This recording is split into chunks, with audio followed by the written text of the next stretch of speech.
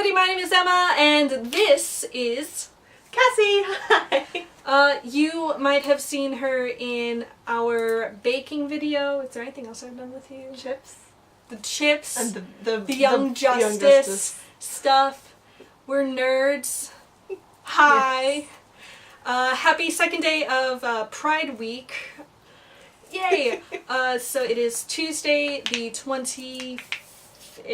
20th. Yes. It is Tuesday the 20th. And we are here to talk about asexuality, aromanticism. 2 years ago I did make a video about ace, but this was like I had just learned this was a thing, and so I wasn't very informed, and I also... Well, there isn't a lot of information about that. No, definitely not. So, I've told you I am a pansexual, gender fluid person, and... I'm asexual, aromantic. It was actually, I think it was you who first brought up the term asexual to me. I don't know what we were talking about, but that was the first time I've ever heard it, and I went, no, I'm not asexual. Oh, I feel like that conversation probably did happen. It probably happened after I uploaded the first video. Probably? Yeah. Because you said that you didn't really know, you didn't come out to us as asexual until like earlier this year. I've known I'm ace about as long as I've been on Tumblr. It's just not something that comes up in conversation a lot, I guess. No. Sexuality doesn't come up that often in conversation. No. So, until June. Yeah. Tumblr was where I first really started hearing about it, too. Like, people talking about it openly, what it's like, what it feels like, and talking about sexual attraction as well. So it's Tumblr that made me realize, oh, I am asexual. Well, basics, I guess. Someone who is asexual doesn't experience sexual attraction, so just no sexual attraction. It just like isn't there. It doesn't necessarily mean that they don't like sex. There are a lot of asexual people who love sex, who have sex, and having sex doesn't make them not asexual. It's just different. And someone who is aromantic then they don't experience romantic attraction. Yeah. So let's talk about the difference between asexuality and celibacy. It's actually, I find it relatively easy to explain. Imagine wanting sex is like wanting bacon. Someone who is celibate wants the bacon but knows they can't eat it. Either maybe they're on a diet or they just are vegetarian or something. They don't eat bacon. They want the bacon. It smells really good. They want the bacon, but they know they can't have it. Where someone who's ace is going to look at that bacon and go, nope, don't want bacon. You have some very interesting stories about this before you went on Tumblr and learned about this. Like, you told me last week that you thought people were joking about saying Benedict Cumberbatch is hot.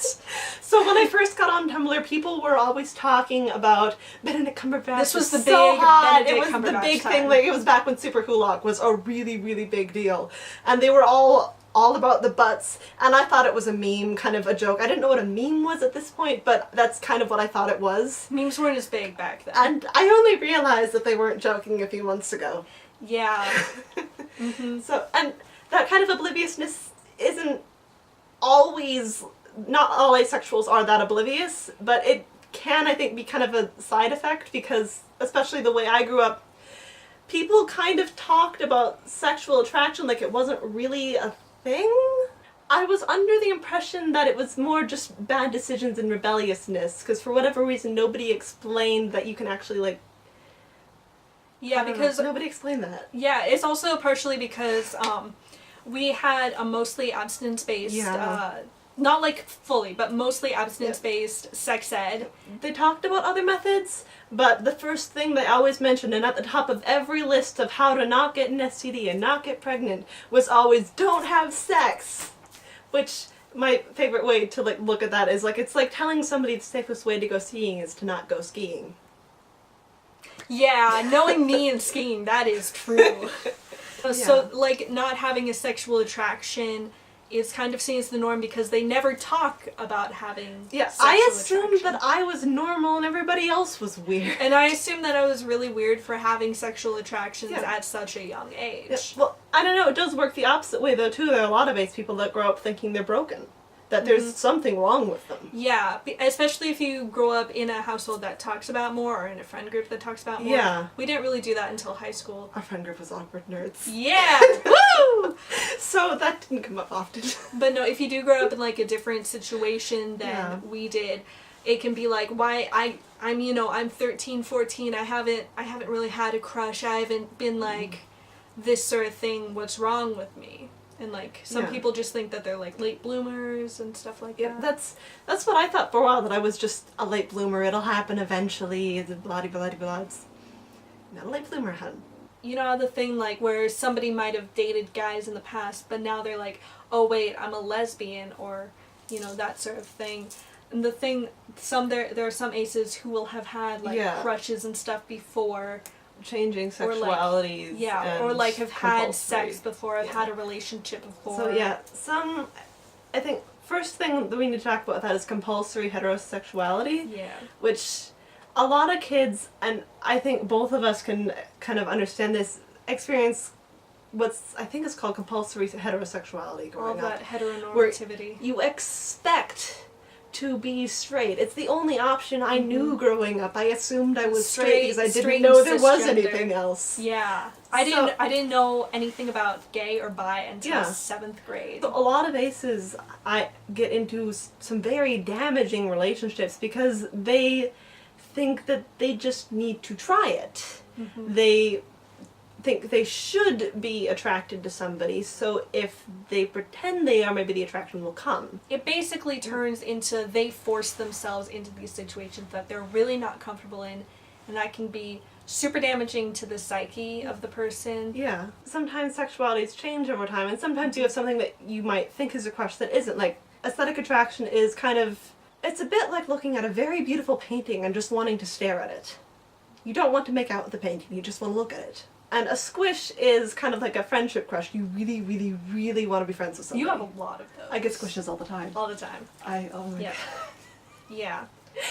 And I get super in denial about it too, because it's, oh my god.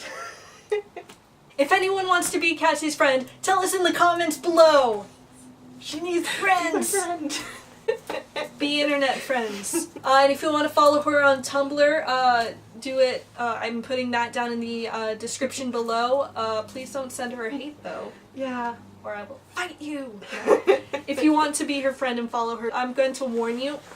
She posts a lot of lame Ms. I love musicals.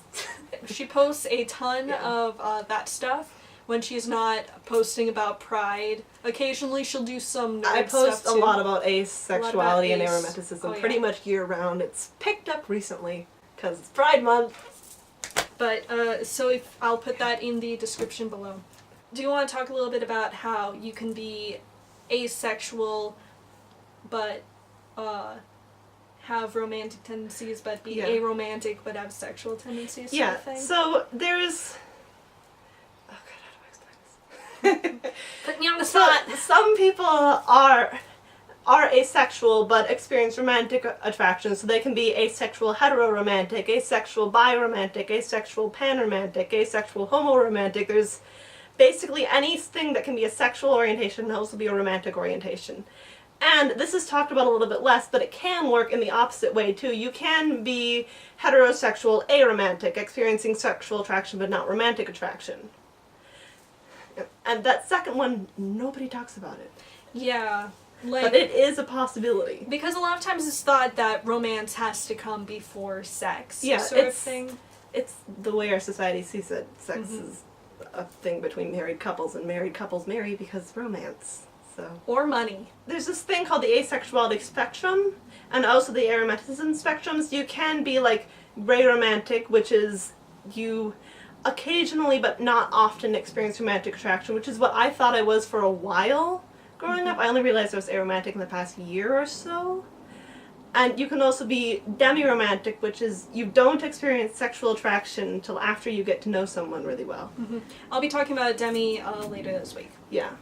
And there's a whole bunch of other stuff on the asexuality spectrum and the aromanticism spectrum, like lists and lists and lists of stuff, and I could sit here for hours on my phone looking it up, but I don't have time for that. Yeah. Oh, and then also there's how asexuals are repulsed by sex and vomit at the thought of it. Yeah, there are some asexual people who are completely repulsed by sex. Sometimes it's because of a past experience with sex or because of like sexual assault or something, and sometimes it's just kind of how they are. And like we talked about earlier, there's the other end of the spectrum where some aces really like sex, and then there's just a bunch of us who are kind of meh. Yeah. Or somewhere in between. Yeah, and I've also seen posts where it's like explaining all of the different things, and some aces like masturbation but not sex, some aces like sex but not masturbation sort of thing. So like if you or your partner are asexual, that really is a conversation you should have. How much are they comfortable with?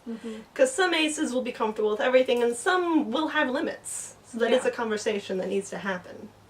Definitely. With anyone, really, whether or not you're asexual, too. Yeah, absolutely. Do have conversations with your partners. Yep. That is a big thing in all my relationships, and should be a big thing in yours.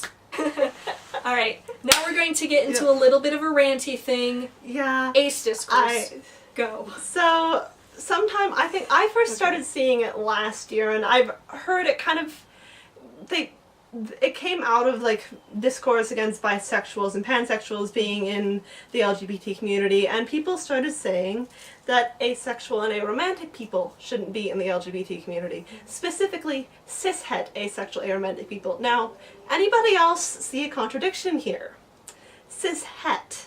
But asexuals, someone who is asexual anything or aromantic anything isn't hetero anything, even if they are asexual heteroromantic or heterosexual aromantic.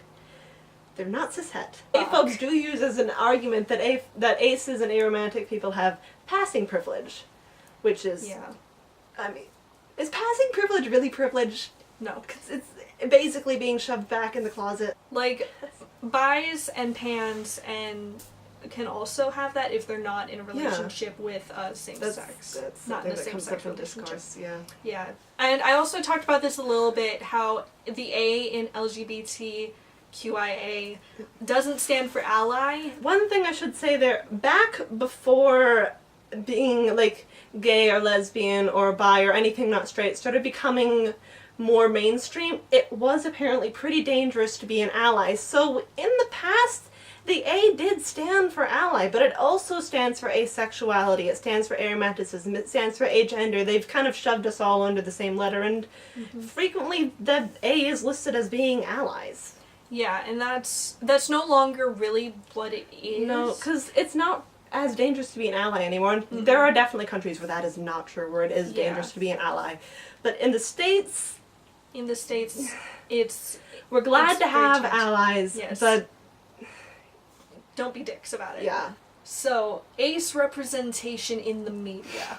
So, recently, you guys may have heard of a show called Riverdale, and Riverdale is based off of the Archie comic series, and I actually started watching it because in Archie comics, Jughead has recently been actually, like, verbally in the comics stated as being asexual, and he's always shown little to no interest in girls. Like, several times he calls himself lucky for never having had to date anybody. He's very clearly aromantic, even though it's never stated.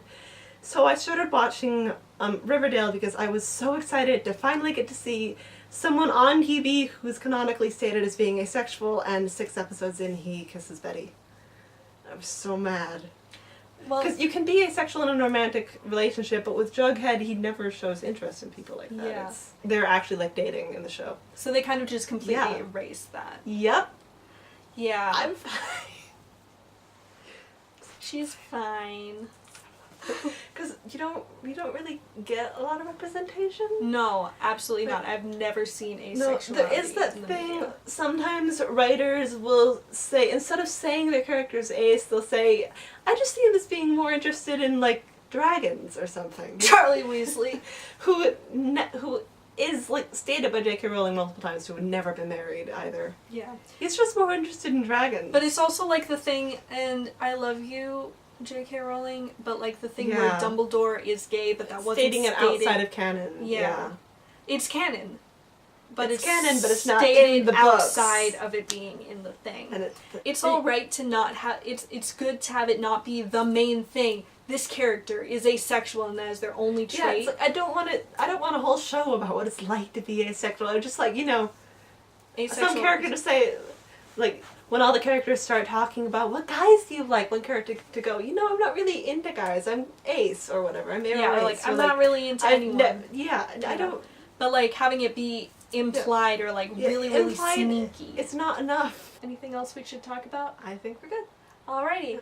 So, we just had this very long discussion about asexuality and aromanticism with my lovely ace friend Cassie, who, if you want to be her friend, you can comment that down below. I'll put her Tumblr in the description below. You can follow her. Be my friend. Yeah, she wants friends. And also, if you have any other questions about aromantic, asexual, any sort of stuff like that, you can also ask those down in the description below. We can both answer them. If we get any questions, I'll refer to Cassie as well, and we can both answer those together. But again, as with yesterday's video and all of the videos this week, please do be respectful in the comments. We don't need to spread any more hate. And that is all I've got for you guys today, and I will see you tomorrow. Bye.